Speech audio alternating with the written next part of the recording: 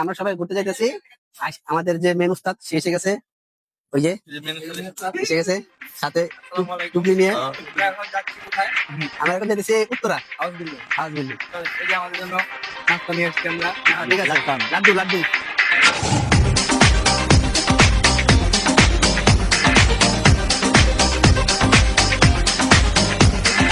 কে কে আছে একটু দেখালোই।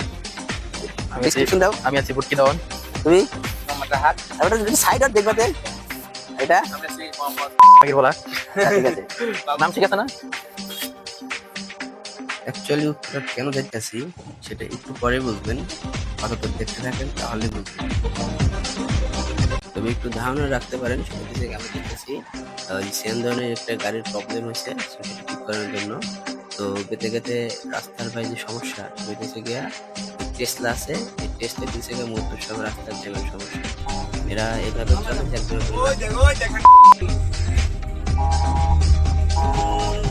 বিটা এই আপনি কি বুকা একটা থাপড় দিলেন নাকি? আমি দিয়ে দিমু। হাই অন্যের ঝামেলা নিজের গাড়ি আনার দরকার নেই। দেখতে দেখতে এখন আমরা আসলে এলিভেটেড এক্সপ্রেস ওয়ের নিচে আছি। আর এটার উপরে অংশ এখনো খোলা হয় নাই, যার কারণে এখন সবাই নিজ দিয়ে যাতায়াত করতেছে। তো ওইটার নিচে এখন যে অংশটা বড় অংশ জায়গাটুকু আছে সেখানে কিন্তু এরকম অন্ধকার থাকার কারণে রাত্রেবেলা যাতায়াত একটু রিস্ক নিই। তো কিছু করার নেই, যেতে হবেই।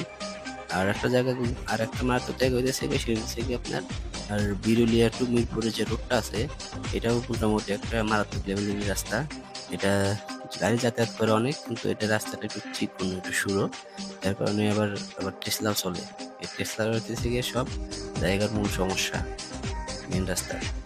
এটা ভাই গরিব অসহায়, কিন্তু ভাই বিরক্তকর। একটা বিরক্তকর বিষয় হইতেছে এই রাস্তায় আপনার রাত্রেবেলা বড় বড় ড্রাম ট্রাক চলে, বালির ট্রাক যেগুলা, সেগুলাও। আর একটা ভয়ের বিষয় হইতেছে এই রাস্তায় যেটা লোক দাঁড়িয়ে থাকে। তো অবশেষে আমরা উত্তর অংশে এসে পৌঁছালাম। তো ভাই উত্তর অংশের আপনার দিনের বেলা যে পরিবেশ থাকে, রাত্রে কিন্তু ভাই সম্পূর্ণ প্রায় ডিফারেন্ট একটা পরিবেশ। রাতে গাড়ি ঘোড়ার চাপ আপনার কম থাকার কারণে উত্তরের যে মূল সৌন্দর্য সেটা কিন্তু আপনি ভালোভাবে উপভোগ করতে পারবেন।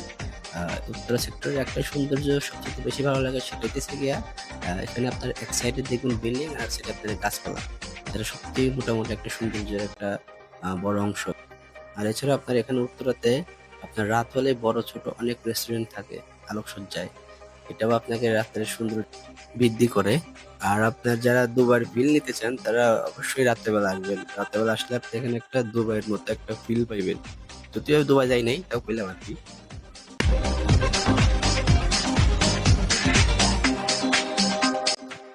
তো আমার যে কাজের উদ্দেশ্যে আমাদের উত্তরাতে আসা, তো সেটার কাছাকাছি চলে এসেছি প্রায়। আর কিছুক্ষণ পরে সেখানে পৌঁছাবো। অবশেষে চলে আসলাম যে উদ্দেশ্যে উত্তরাতে আসা। তো তো এখন বলি কেন উত্তরাতে আসা। উত্তরাতে আসার কারণ হইতেছে গিয়ে গাড়ির যে উইপার থাকে, মানে সামনের গ্লাসের যে পানি পরিষ্কার করে, সেটা মূলত প্রবলেম হয়েছে। আর এই লোকটা এতক্ষণ আমাদের জন্য ওয়েট করতেছিল, রাগ করছে। যাই হোক, রাগ করুক আর যাই করুক, সবাই আগে গাড়ি থেকে নামতে হবে। এই যে মালদা, এই মালদায় সমস্যা হয়েছে। যে এটা হলো গাড়ির উইপার, এটাতে সমস্যা হয়েছে। আর এই ছোট্ট জিনিসটা ঠিক করার লেগে প্রায় 20-30 কিলোমিটার রাস্তা পাড়ি দিয়ে এই উত্তরাতে আইতে হয়েছে। গাড়ি থাকলে যে কত প্যারা, এটা যার আছে তাই বোঝে। আমার নাইও, আমার কোনো প্যারাও নেই। এই যে গাড়ির অনার, শুধু গাড়ির অনার বললে ভুল হইবে, কার এক্সপার্ট বললে চলে। তো কেন কার এক্সপার্ট বলি, এটা সিয়ানদেনকে যারা চেনে তারাই বুঝবেন কেন তাকে কার এক্সপার্ট বলা হয়।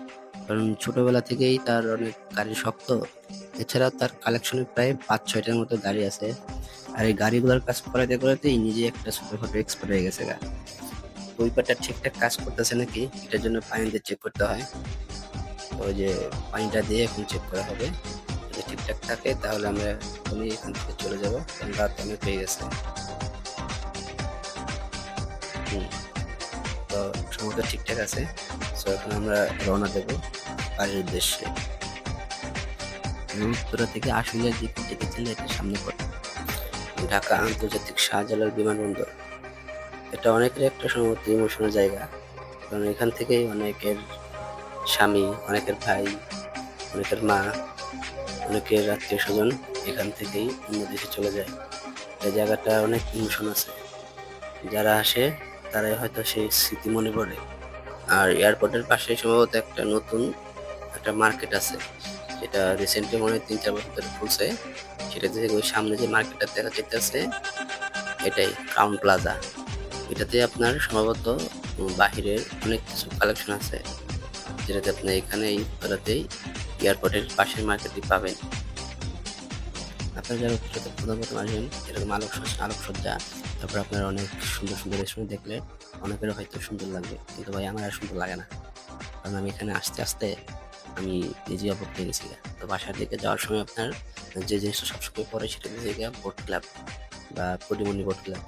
তো অনেক আগে যখন এই নিউজ আসলো বোট ক্লাবের কথা, তখন থেকে এটাকে চিনলাম আর জানলাম যে সাভারের ভিতরেও একটা নাইট ক্লাব আছে, সবাই এটাকে পরিমণি বোট ক্লাব নামেও চিনে। তো অনেক কথা হলো, এই ফার্স্ট কোনো ব্লগ করলাম, হয়তো ছোটোখাটো গরিবের ব্লগ করলেও পারেন।